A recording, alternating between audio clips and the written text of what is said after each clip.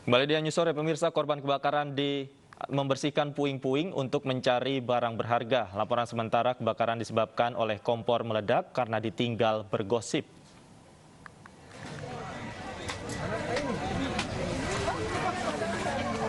Sejumlah warga korban kebakaran hebat yang terjadi di Jalan Muhammad Tahir pada Rabu kemarin kembali mendatangi rumah mereka. Mereka mencari barang berharga mereka di puing-puing rumah mereka yang rata dengan tanah. Sementara itu, untuk menyambung kebutuhan hidup, sebagian dari warga membangun tenda darurat sebagai tempat pengungsian mengingat kapasitas masjid di sekitar tidak memadai lagi. Yang bisa diselamatkan bagaimana? Tidak ada sama sekali, tinggal yang di badan. Saat kebakaran Ibu di mana? Kamar mandi. Oh, setelah keluar dari kamar mandi, api sudah di sini, jadi langsung saja keluar. Pakai handuk. Untung ada yang lempari baju, pakai baju keluar. Bantuan bagaimana, Bu? Ya, alhamdulillah sudah banyak dari keluarga, dari keluarga sekitar sini, pemerintah. Sudah banyak. Ada kebutuhan yang paling mendesak, Bu, untuk jadi diharapkan? Yang paling mendesak itu kayak air, atap dapur, kayak tempat tidur, selimut apa. Sebelumnya, api menghanguskan puluhan rumah di Kecamatan Tamalate, Makassar, Sulawesi Selatan. Permukiman yang cukup padat dan angin yang kencang sempat menyulitkan petugas memadamkan api. Sebanyak 22 armada pemadam kebakaran dikerahkan dari Posko Malengkeri, Posko Timur, dan juga Posko Ujung Tanah. Laporan sementara, penyebab kebakaran adanya warga yang memasak lalu ditinggal untuk bergosip. Akibatnya, kompor meledak dan menyebabkan kebakaran.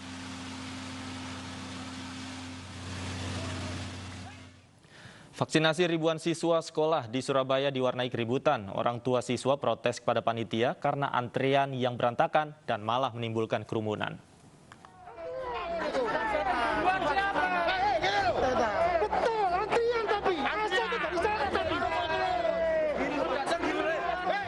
Sejumlah orang tua siswa protes kepada panitia vaksinasi pelajar yang digelar di Gedung Islamic Center Surabaya, Jawa Timur hari ini.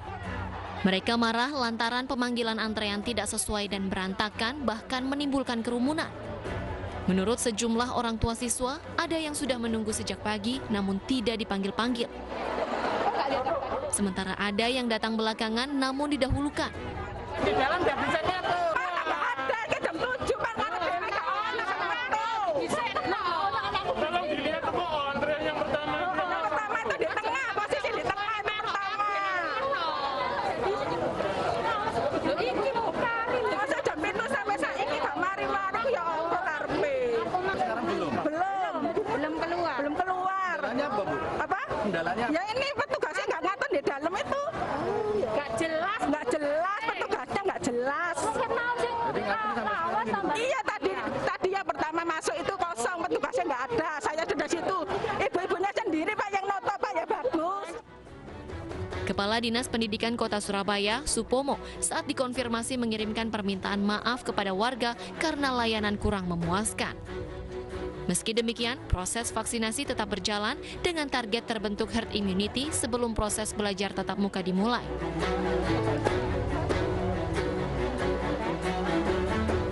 Dari Surabaya, Jawa Timur, Rahmat Ilyasan, iNews melaporkan. Pemerintah menerapkan sejumlah perubahan aturan saat penerapan PPKM level 4, salah satunya dengan meniadakan angka kematian dari indikator penanganan COVID-19. Namun langkah tersebut dianggap salah karena angka kematian menjadi tolak ukur dalam menangani pandemi.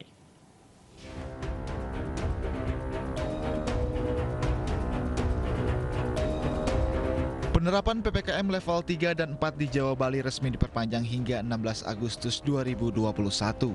Beberapa perubahan peraturan juga diterapkan oleh pemerintah, salah satunya dengan meniadakan angka kematian dari indikator penanganan COVID-19 karena ada kesalahan saat memasukkan data kematian.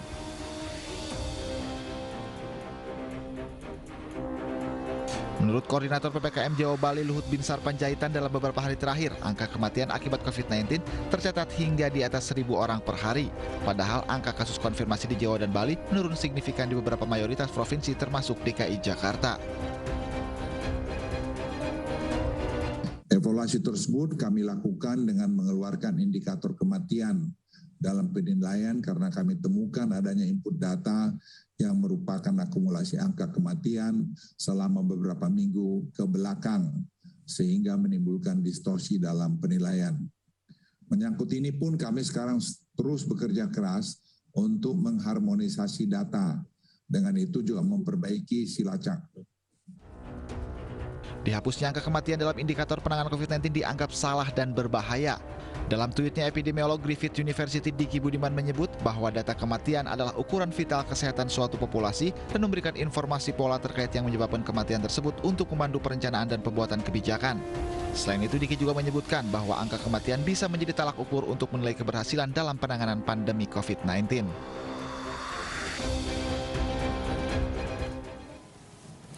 Beda data antara pusat dan daerah menjadi alasan dihapusnya angka kematian dari indikator penanganan COVID-19. Namun sejumlah epidemiolog menilai langkah pemerintah tersebut salah.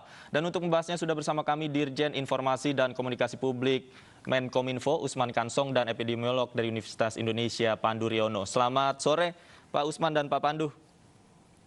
Selamat sore Mas David. Baik, pertama saya ingin ke Pak Usman terlebih dahulu. Pak, saya ingin konfirmasi pada Anda, betulkah angka kematian COVID-19 nanti akan dihilangkan sehingga masyarakat juga tidak bisa mengetahui update perharinya? Pak Usman, silakan.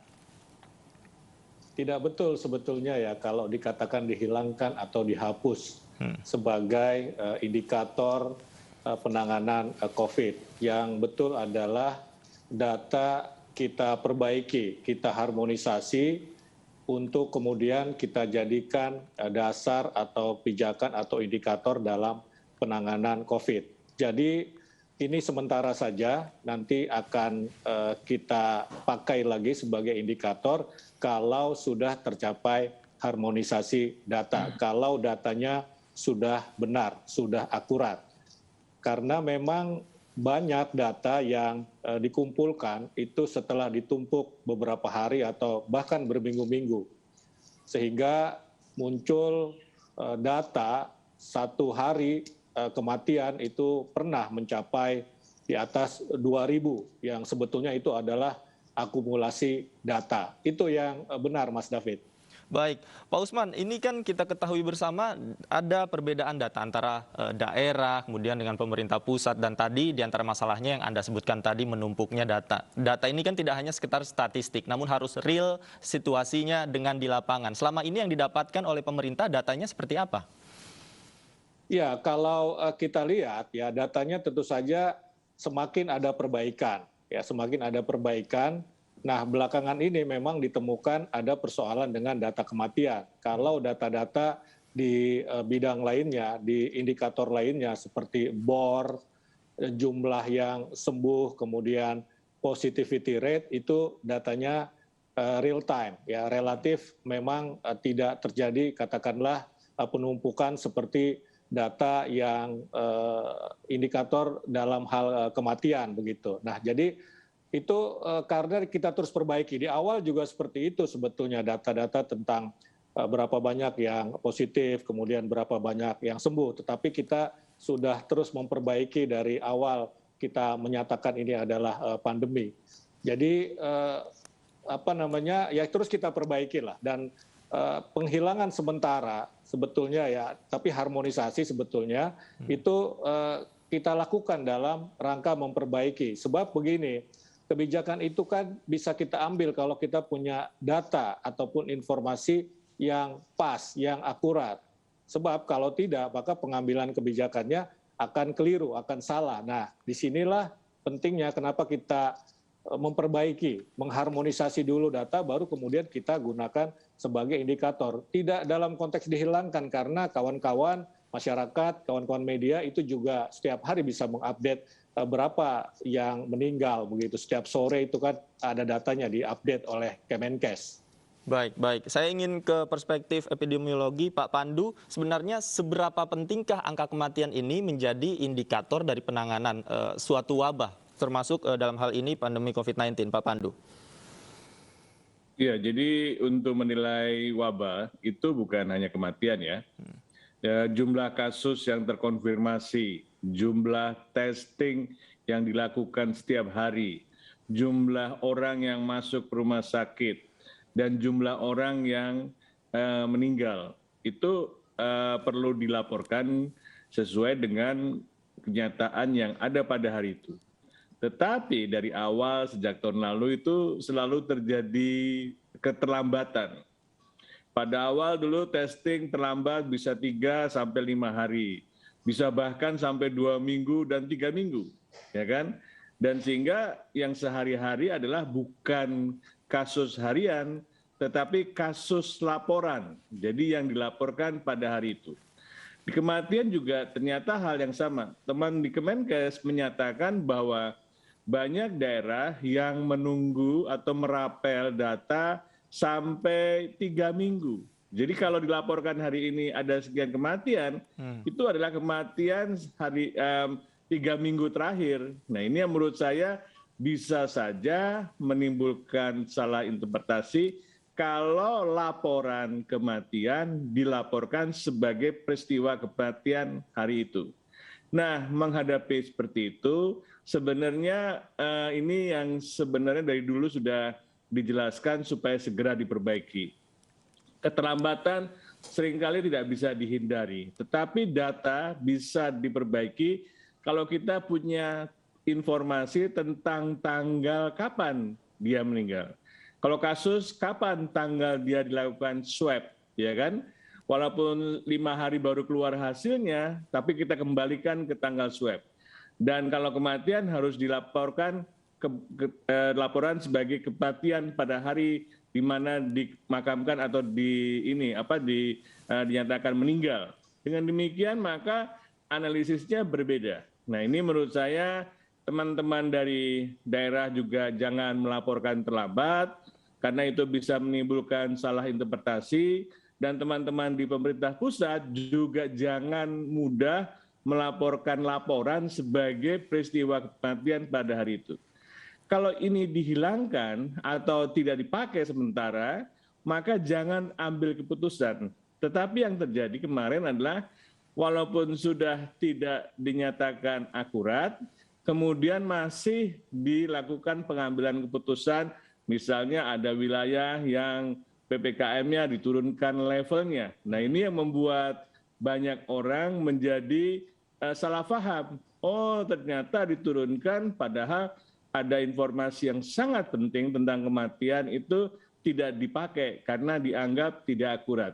Jadi kalau memang menghadapi seperti itu, kita tunda, tidak mengambil keputusan, semuanya diperpanjang. Jadi semuanya paham bahwa memang ada ketidaksempurnaan di data tidak bisa diinterpretasikan dengan mudah, maka tidak ada keputusan untuk penilaian PPKM pada hari itu atau minggu itu. Baik, Pak Pandu, meskipun tadi kata Pak Usman juga sebenarnya penghentian ini bersifat sementara selama harmonisasi dan sinkronisasi data ini dilakukan oleh pemerintah. Kemudian apakah ada efek yang nantinya mungkin bisa ditimbulkan dari hal tersebut terhadap penanganan COVID-19? Ya artinya kan kita harus merevisi angka kematian sebelumnya. Ya, jadi angka kematian itu harus direvisi selama bulan ini atau sejak terjadinya PPKM karena terjadi penumpukan. Misalnya kematiannya dilaporkan hari ini adalah kematian sudah 3 minggu terakhir. Artinya kita harus mendistribusikan kapan sebenarnya kematian yang terjadi selama 3 minggu terakhir ini. Dan dengan demikian maka kita bisa menginterpretasi ulang semua kondisi wilayah PPKM. Jadi kita koreksi semuanya, koreksi termasuk datanya, kita koreksi distribusinya bagaimana, dan yang paling penting memang jangan menilai suatu wilayah kinerja berdasarkan angka harian, karena itu angka laporan. Jadi gimana dong cara menginterpretasinya? Saya menyarankan lihatlah membuat kurva tren. Jadi kurva tren kematian seperti apa, kurva tren peningkatan kasus atau penurunan kasus seperti apa. Dengan demikian kita kan ingin menurunkan sesuai dengan kalau kasus kita turunkan, kematian juga kita turunkan.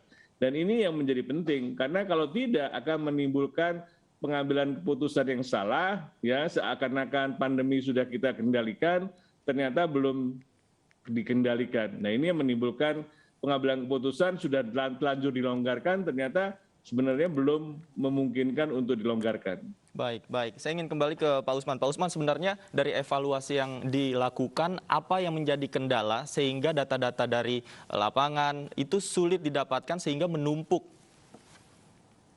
Ya, misalnya tadi seperti Pak Pandu sampaikan, di lapangan masih ada perbedaan ukuran. Kalau orang swab itu biasanya dihitung dari hasilnya, bukan pada tanggal dia mengambil swab itu. Padahal sudah kita instruksikan agar data diambil ketika dia swab. Sama juga seperti dalam kasus jumlah kematian. Itu banyak data yang dari 3 minggu sebelumnya.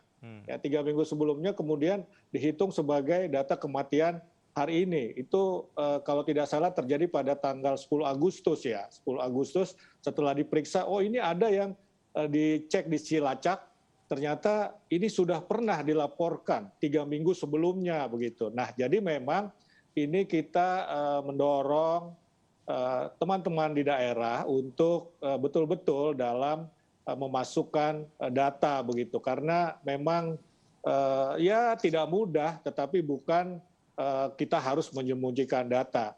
Kita setuju dengan apa yang disampaikan Pak Pandu dengan kurva itu begitu ya, supaya kita bisa melihat trennya. Bisa saja kita akan melihat trennya mingguan, ya tidak harian misalnya, minimal mingguan. Bisa 1 minggu, bisa lebih dari 1 minggu misalnya, itu baik sekali. Nah tadi pengambilan keputusan itu bukan hanya berdasarkan data-data, katakanlah data kematian, kemudian bor, kemudian tingkat kesembuhan, tetapi ada juga kondisi sosial masyarakat. Itu juga kondisi sosial ekonomi masyarakat itu juga jadi pertimbangan pemerintah atau menjadi indikator pemerintah untuk mengambil keputusan dalam hal PPKM. Apakah akan dilonggarkan, diturunkan, atau kemudian tetap di level 4 dengan beberapa pelonggaran yang ketat. Misalnya DKI. DKI itu sebetulnya sudah terjadi penurunan lumayan, tetapi karena kita menerapkan keputusan berdasarkan aglomerasi, artinya DKI, Jabodetabek begitu, termasuk Depok, Tangerang, Bogor, dan Bekasi, maka level DKI tetap 4 begitu, walaupun ada beberapa kebijakan pelonggaran misalnya untuk mal, tapi dengan syarat yang ketat, harus sudah divaksin 2 kali misalnya begitu, minimal 1 kali. Nah itu keputusan yang kita ambil, jadi banyak indikator yang kita pakai pada dasarnya. Tadi betul Pak Pandu mengatakan ya bukan satu-satunya ukuran data kematian itu, tapi banyak yang kita pakai. Tapi juga mungkin masyarakat juga berpikirnya jangan-jangan angka kematian dihilangkan ini untuk lebih dalam tanda kutip memudahkan perubahan level PPKM suatu daerah menjadi levelnya rendah dari level 4 menjadi level 3. Kalau itu seperti apa Bang Usman? Tidak juga seperti itu, karena tadi saya sampaikan indikatornya kan bukan cuma kematian, ya, bukan cuma kematian, dan kalau masyarakat masih mau mengontrol juga begitu kan, masih bisa memberikan masukan kritik, itu datanya sebetulnya masih tetap dipampangkan, tetap ada. Kalau memang kita pemerintah ingin mengambil keputusan dengan menyembunyikan kematian, tidak dipampangkan itu kan. Cuma di take out sementara dari indikator saja pengambilan keputusan. Tetapi datanya tetap kita tampilkan begitu. Jadi tidak tepat kalau dikatakan ini sebagai alasan untuk melakukan pelonggaran. 2 hal, karena ada 2 hal argumennya ya. Pertama tadi kematian bukan satu-satunya indikator untuk mengambil keputusan begitu. Yang kedua juga ini sementara kok sifatnya begitu kan. Masyarakat masih bisa melihat berapa orang yang meninggal pada hari ini, walaupun datanya juga sekali lagi belum tentu akurat begitu, tetapi ya tetap saja kita tampilkan sebagai ya masyarakat mungkin bisa memberikan masukan atau kontrol. Baik, baik. Pak Pandu, tanggapan Anda terkait memang dihilangkannya angka kematian ini ternyata bukan karena untuk memudahkan perubahan PPKM level 4 kemudian menjadi turun lagi menjadi level 3, Pak Pandu. Iya, makanya kata-kata yang sering dinarasikan menjadi salah kaprah kan. dihilangkan, jangan dibilang hilangkan, tidak dipakai sementara waktu. Nah, gitu kan. Jadi narasinya juga memberitahu informasi kepada masyarakat juga harus konsisten, karena juga masyarakat kaget ketika ada kata-kata dihilangkan. Walaupun sebenarnya saya juga tahu bahwa itu sebenarnya tidak dihilangkan. Cuman tidak digunakan, ya kan, tidak digunakan sebagai penilaian kinerja dari PPKM karena datanya tidak akurat, ya, jadi anomali. Seakan-akan angkanya tinggi sekali. Ya itu kan membingungkan. Di mana semua indikator membaik, kenapa kok kematian tidak menurun? Ada apa ini? Gitu kan. Ini kan menimbulkan masalah besar kalau kematian masih tinggi. Dengan demikian makanya memang butuh penjelasan yang lebih clear, ya. Selain Pak Luhut, itu juga nanti teman-teman dari yang lebih teknis menjelaskan, karena Pak Luhut tidak semuanya menguasai masalah yang sungguhnya apa yang terjadi. Dengan demikian masyarakat menjadi lega, oh tidak dihilangkan. Memang nggak boleh dihilangkan. Karena kan Pak Presiden bilang ingin menekan kematian. Bagaimana kalau Presiden mengatakan ingin menekan kematian kalau tidak ada indikatornya, ya kan?